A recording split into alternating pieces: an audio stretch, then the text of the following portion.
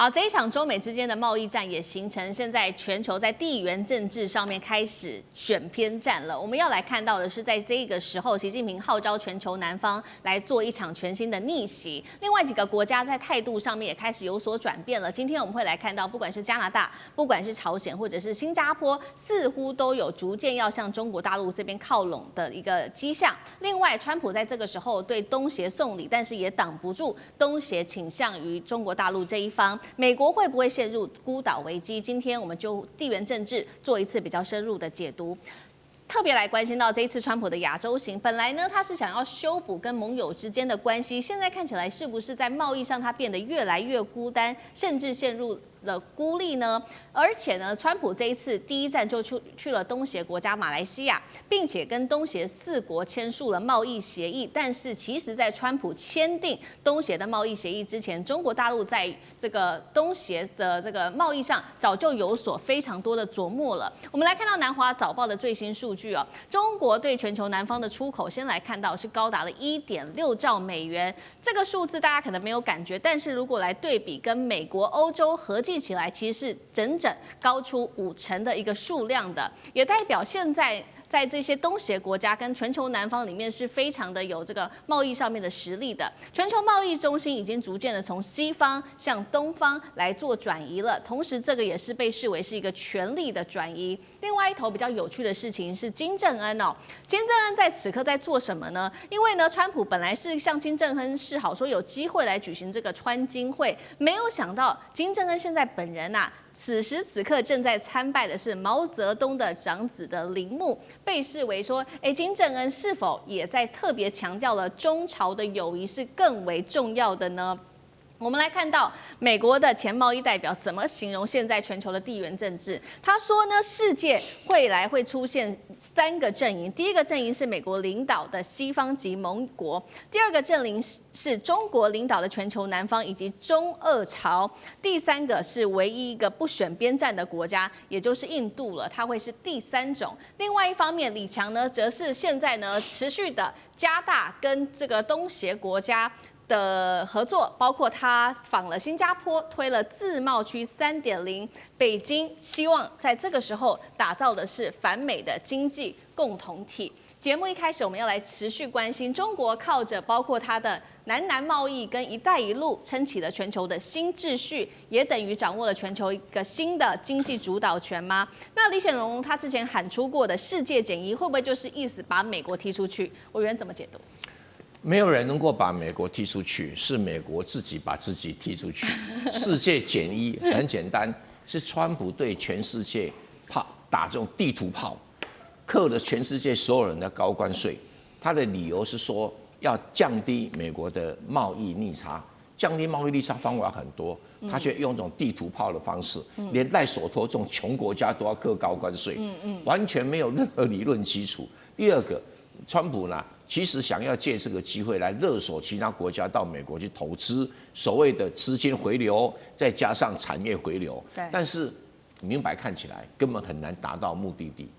那换句话说，川普这个没有办法达到的时候，他自然就会被排除在世界贸易圈里面嘛。我如果卖到美国去要被扣20%、30%的关税，那我宁可卖到那个没有关税的地方，也比较能够什么样打开大门。而中国大陆所在2013年推出来的“一带一路”政策，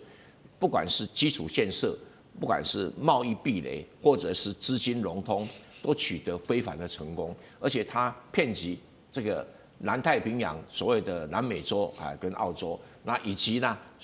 内陆通过中亚到欧洲，以及北极航路，还有印度洋的这个丝绸之路。那这整体来讲，已经使中国在这一次对美国贸易对抗上面呢取得很好的利基点。因为美国几乎从这些利基点都在撤退，而中国刚好早就部署好了，这个时候刚好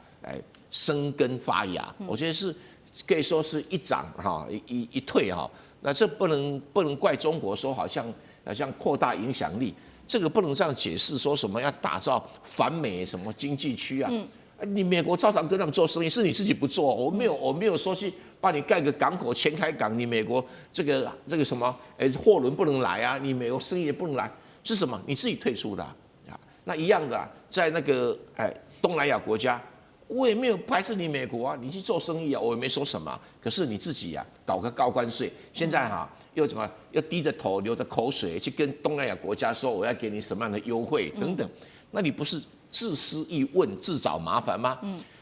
当然呢，这个朝鲜对中国大陆来讲既头痛又不晓得该怎么办的一个国家啊。他当然现在他来对这个毛泽东长子在抗美援朝的牺牲的人啊，那么做一个表达，做一个祭拜，这当然是传递给中国人民说，哎呀，我们和好啦。以前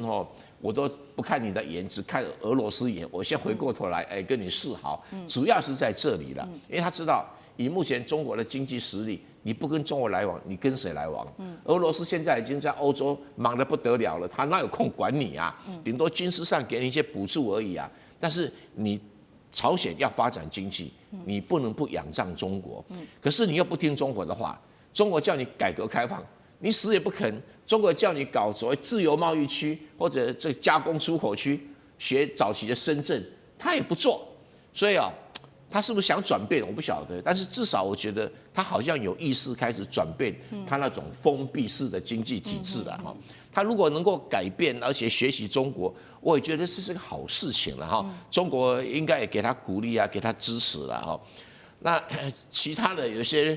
乱七八糟的国家，什么加拿大，我觉得中国根本爱理不理就好了。那种国家你理他也没什么用，他随时会变卦来变卦去。那李强在新加坡推出了这个自贸区的3.0版是 RCEP， 现在已经走到2.0，他想要推到3.0。那3.0了，几乎关税等于0了，对，几乎很多的贸易障碍没有了。对，那到4.0的话，就是劳动可以自由流动了。对那我们就观看着李强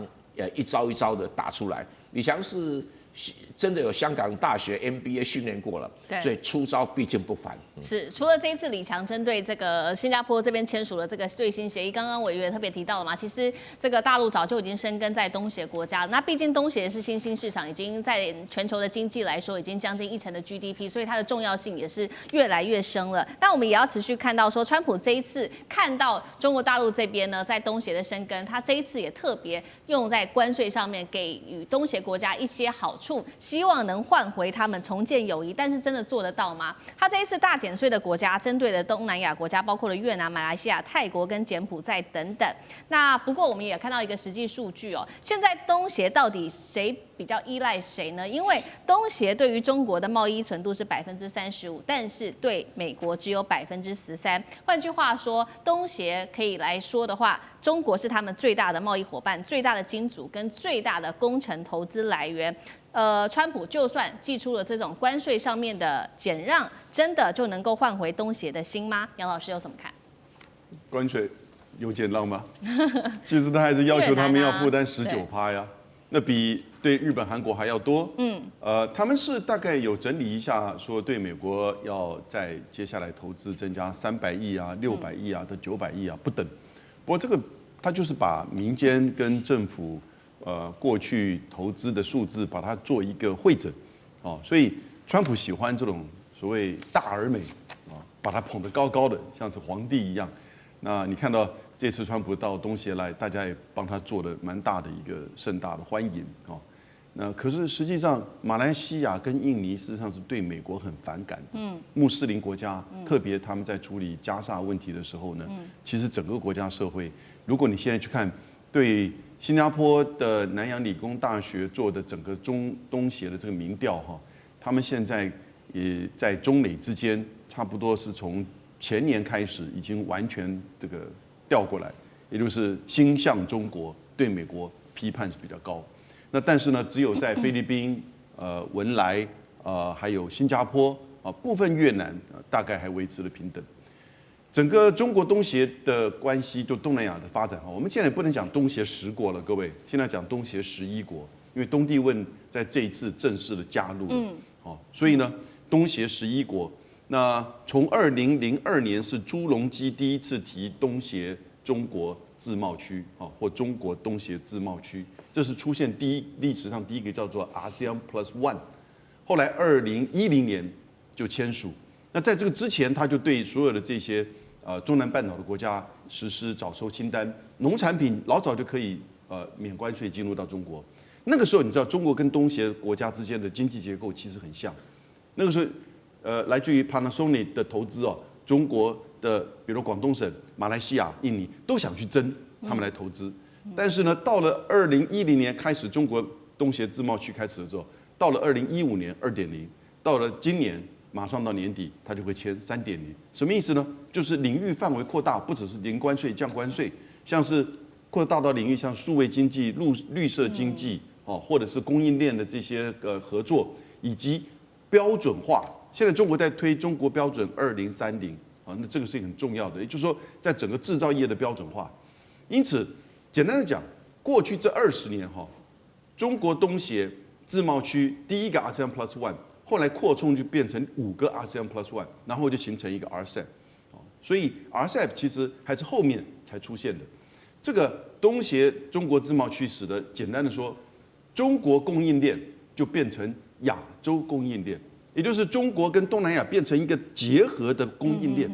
哦，它已经事实上，我去泰国的这个工业区看过，它叫阿玛塔，非常大的一个工业区。工业区一个工业区比台湾的大安区还要大，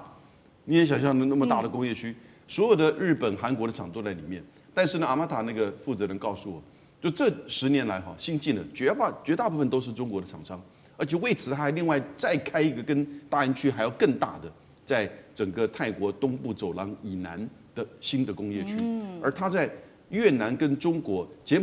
老挝跟中国的边境也开了新的工业区，所以现在的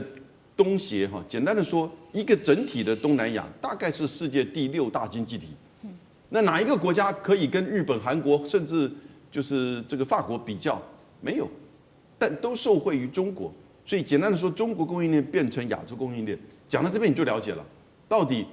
东协它现在只融合到了中国的供应链，变成亚洲供应链之外，当然双边的关系也就越加密切了。而川普这一次来，只不过是做一个秀给他看而已啦。是好，一方面中国大陆跟东协的关系在持续的加深，那另外一方面，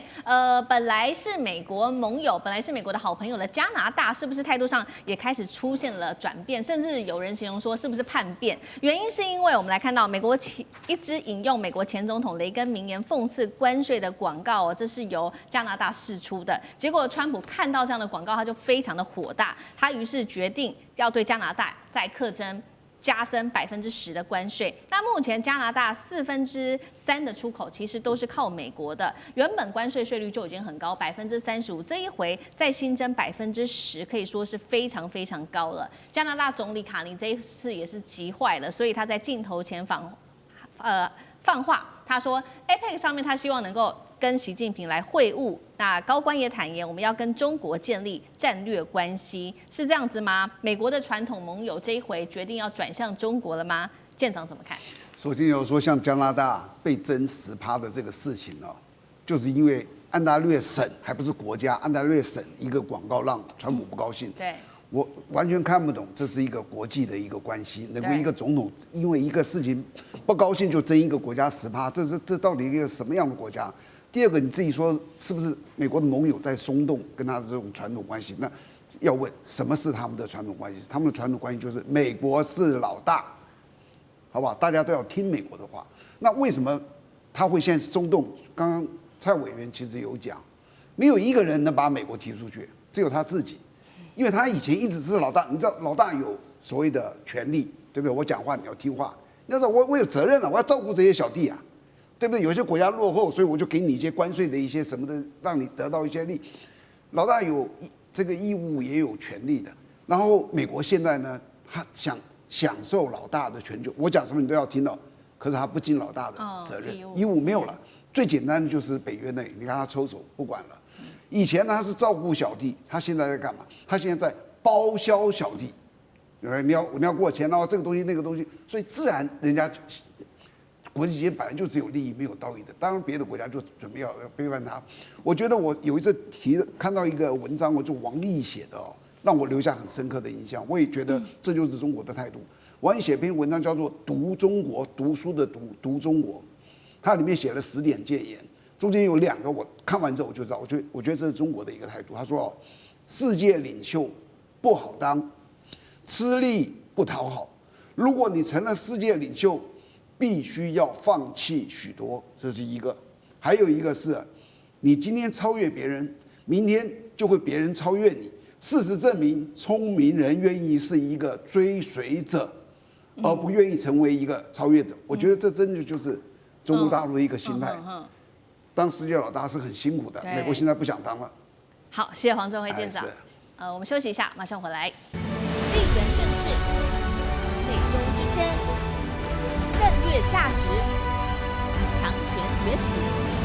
小国生存。现在与未来洞悉事件走向，掌握世界脉动，全球观点尽在环球大